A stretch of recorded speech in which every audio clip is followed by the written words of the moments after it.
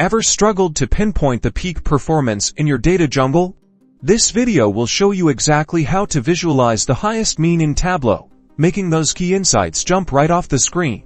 Let's begin by connecting to your data source in Tableau. For this tutorial, we're using the sample Superstore dataset that comes with Tableau. Drag your dimension-like region to the columns shelf. Now, drag your measure, for example sales, to the row shelf. Tableau will automatically sum the values. Click on the Sum Sales pill and change the measure to average. This gives us the average sales for each region. To find the highest mean, sort the bars in descending order. Click on the sort icon on the axis until the bar with the highest average is at the top. To make the highest average even more obvious, let's visually highlight it. Drag region to the color mark, then create a calculated field.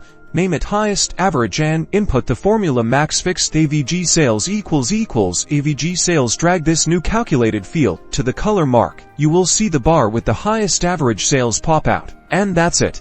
You've successfully visualized the highest mean in your dataset. This technique can be applied to any dimension and measure, allowing you to quickly identify key performance indicators and trends in your data. Don't forget to like and subscribe for more Tableau tips.